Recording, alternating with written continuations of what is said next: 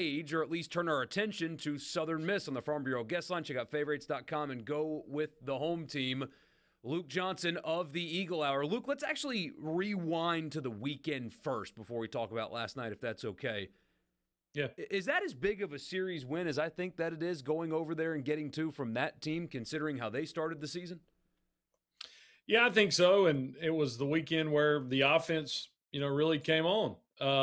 Even in the loss, they still scored 11 runs. And what you see out of this team, and it's been good to see, that any game that they've lost, they have always fought back in, even though they get hit in the mouth. And, with State last week, it was a one-run loss. But, yeah, to go over there to Louisiana Tech, and because, this is these two teams have played so much over the last 5 years, even that 11 times in one season they played each other. And so that Louisiana Tech was going to be a tough place to play, and they always like knocking off the Eagles. And, yeah, I will – if the Eagles continue to win, you'll look back to that Louisiana Tech series and you'll say that may have been one of the parts of the season where the offense started to click.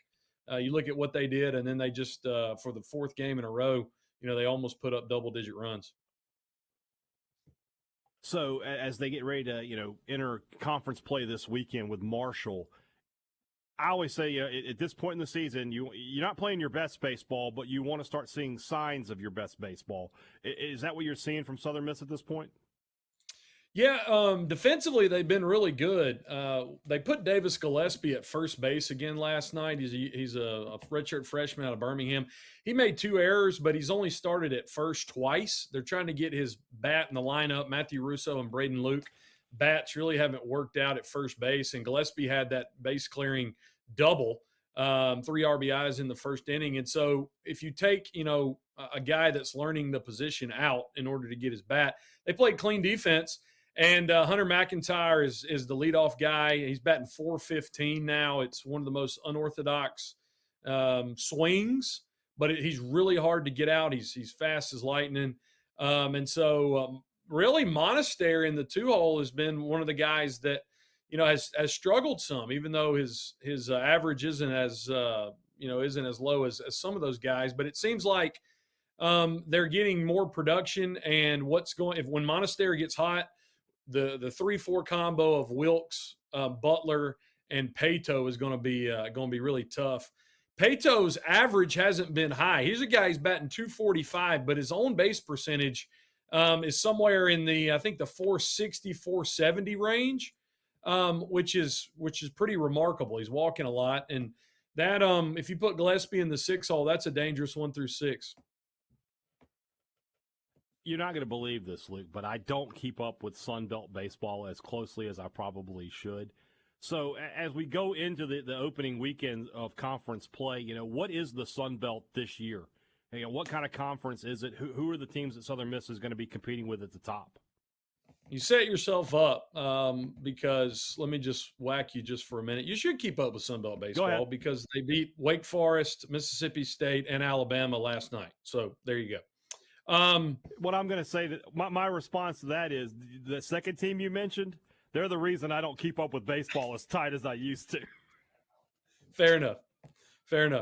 Right. But yeah, you're looking at Coastal, and we were talking about it during the break. Coastal does have a launching pad in Conway, but you're talking about basically leading the country, averaging 12 runs a game. The stat that I was joking with y'all about, 7 of their 9 hitters have an OPS over 1,000. They already have a guy with 10 home runs through 17 games. They're going to be really good. James Madison is 12-4. We talked about South Alabama, 12-5. And, a bunch of those teams are teams that the Eagles play, out of the gate in the next month or so. Georgia Southern is oddly 8-8. They're usually pretty good.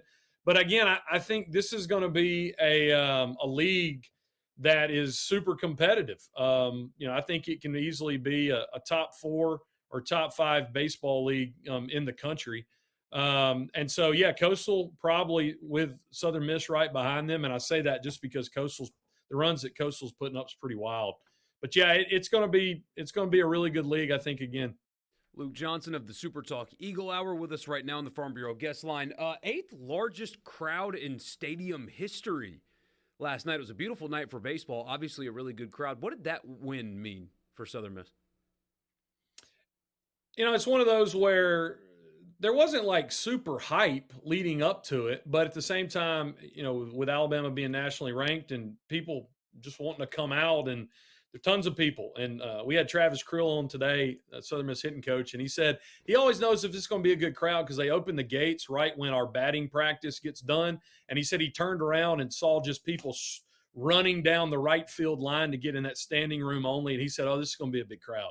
So it was. I don't know if you guys have seen it, but there was a drone shot of Slade Wilkes' home run. It's really zoomed out over Pete Taylor Park.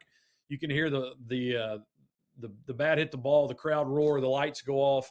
It's pretty spectacular. It was a great night, and Southern Miss has packed the Pete before and not won, and they've done it the other way. But last night it was really rewarding for those fans, and I think you're going to break the record that you had even last night when Ole Miss rolls in May.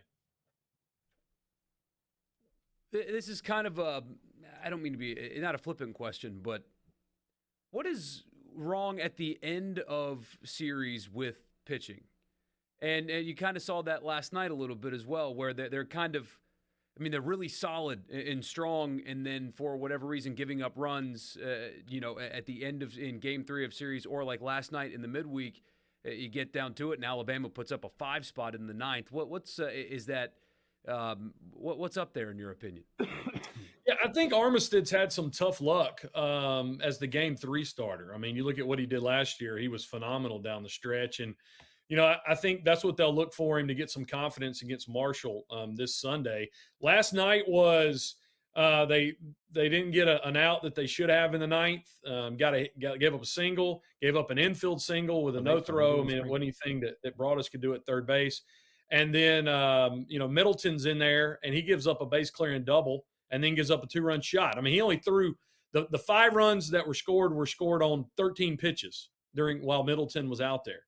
And Middleton was throwing, I think he hit 97 last night, and probably was what those SEC hitters have seen for fastball-wise a little more. So they brought Sibley in, and Sibley, he's got that weird arm angle, and he got 2 quick outs. The guy before Middleton, a guy named McCarty English from the Gulf Coast, is going to be a stud. He was good. I think he was probably at his bullpen pitch count last night. That's why they went to Middleton. But I think they'll put Armistead back out on Saturday. There's been, some questions whether or not Cole Boswell was going to maybe start Sunday. He only threw 30 pitches last night. He started against State last week. But I think they'll roll with Armistead just because of what he's done. And, the 5 runs last night was really just off of literally like 3 hits back to back to back. Did y'all celebrate when you won? I don't think there were any fingernails left for a minute. Several people had said, "Man, it's over." It was really funny. We were joking, some friends, and they were like, "People left early." The team is what I meant. Oh, well, as you know, it wasn't their World Series, so they acted like they had been there before. Oh man.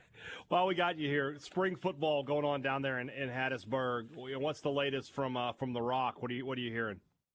They got they're off. They're off for spring break, and then they'll get back up next week. We've got Will Hall. We got Will Hall and Jay Ladner the entire hour with us Friday. Nice. At Fuzzy's Taco in Hattiesburg, which will be fun. Will probably give us a scouting report from Marshall. But anyway, they're they take the Natchez Trace approach, just getting a lot of reps in. So they took this week off. They'll get back out 3 days next week. Luke, you're the best man, and